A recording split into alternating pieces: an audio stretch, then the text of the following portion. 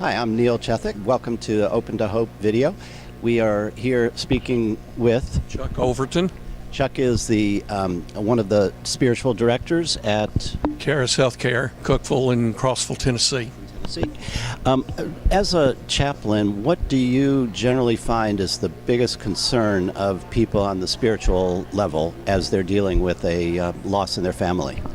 The biggest thing that I encounter is their experience with feeling abandoned by God, sometimes abandoned by their spiritual community, feeling isolated from the community, the pastor, the members of their churches not connecting with them, being there right there at the first, but then the long-term follow-up, the long-term continued support kind of fades away after just a little bit, and that's where they're feeling the most difficult things, and they see that and interpret that often as a being abandoned by God, as through the people that should be there for them.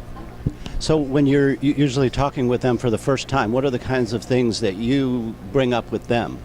My first approach is really just to get to know them, where they are in their life, a little bit of their life history, find out who they are, as well as finding out their spiritual connections and the church connections. That gives me a good idea of where they are. And in that conversation, I find a lot will tell me more about their spiritual connections. They'll talk about, yeah, I have family, but they're not around.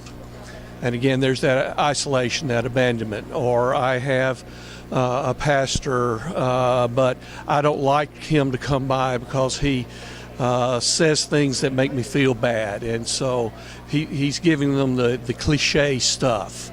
And they, don't want to. I also encourage them to know that I'm available. And that is an interesting point, because a lot of people don't know that there are specialists who deal with grief. So they might talk with a clergy member who's not that well educated in grief. What would you say to people when looking for a spiritual counselor or director?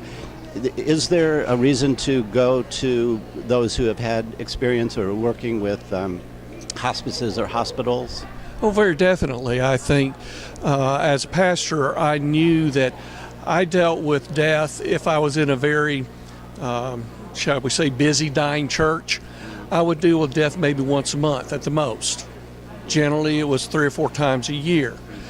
As a hospice chaplain and as a hospice bereavement worker, I deal with death every day. I deal with end-of-life issues every single day. And I'm able to hear on a different level, and most of the grief counselors are able to hear on a different level than someone like a pastor, even though the pastor's trusted. I say people will talk with their pastor about things they'll never talk with me, and they'll talk with me about things they'll never say to their pastor, and that's all good. It's because there's no competition there.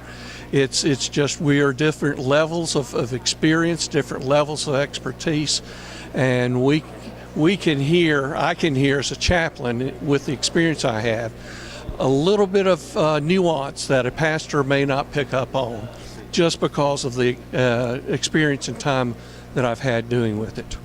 One last question, and that is, when you are doing if you are facing a major loss, where should people go to find a pastor who has this kind of experience?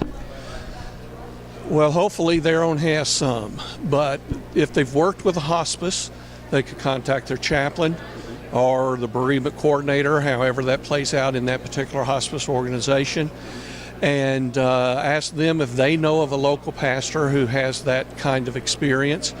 Obviously, I personally am willing to work with anybody in the community, and I think most hospices would be open for their chaplain to be available to anybody in the community as well, not just to our patients and families and so forth.